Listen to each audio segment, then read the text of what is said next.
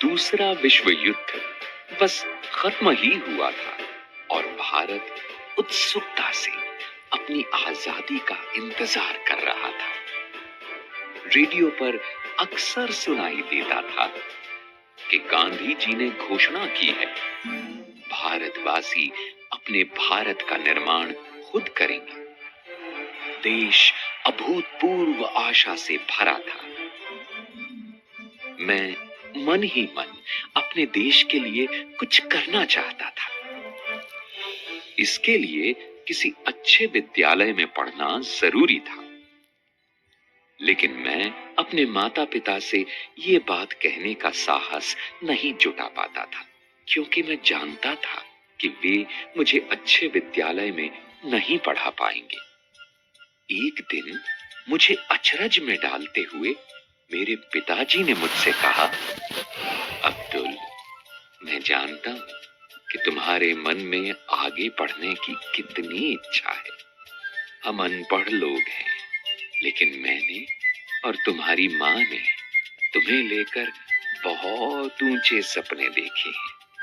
तुम फिक्र मत करो, जैसे भी हो हम पैसों का इंतजाम करेंगे ताकि तुम अच्छे विद्यालय में पढ़ सको। रामेश्वरम से दूर समुद्र पार चहल पहल भरे रामनाथपुरम शहर में था द श्वार्ट्ज स्कूल। मेरे भैया मुझे वहां ले गए और मेरा दाखिला करवा दिया। वो बहुत अच्छा विद्यालय था।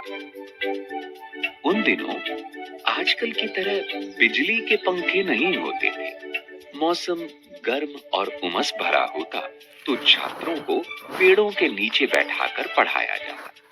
दूसरे विषय की कक्षा में जाने का मतलब होता था दौड़कर दूसरे पेड़ के नीचे जाना। एक दिन मैं जल्दी में गलत कक्षा में चला गया। वहां हमारे गणित के अध्यापक पढ़ा रहे थे। वे चश्मे में से मुझे घूरते हुए बोले, अगर तुम सही कक्षा नहीं ढूंढ सकते तो तुम इस विद्यालय में क्या कर रहे हो? तुम्हें तो अपने गांव लौट जाना चाहिए जहां से तुम आए हो।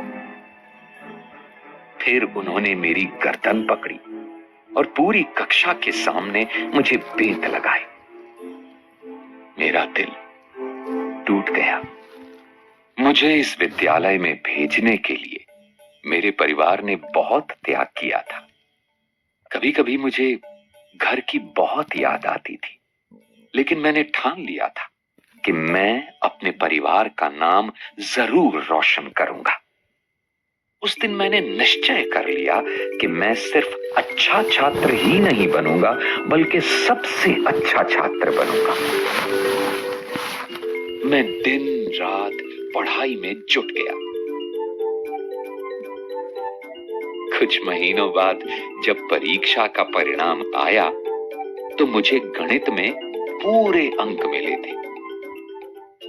मैं उत्साह से भर उठा।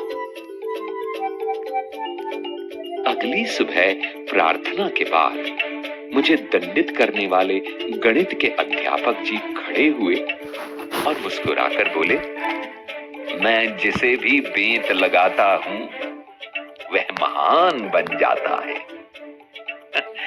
उनकी बात सुनकर सब लोग हंसने लगे। फिर अध्यापक जी ने पूरी बात बताई और मेरी ओर इशारा करते हुए बोले, मेरी बात याद रखना, एक दिन ये लड़का इस विद्यालय और अध्यापकों का मान जरूर बढ़ाएगा। अध्यापक जी की बात सुनकर मैं पहले हुए अपने अपमान की कड़वाहट भूल गया। उस सत्र के खत्म होने पर जब मैं अपने घर लौटा तो हमारे परिवार ने बहुत खुशियां मनाई। मेरी माँ ने घर पर ही मिठाई बनाई और पिताजी ने पूरे रामेश्वरम में मिठाई बांटी।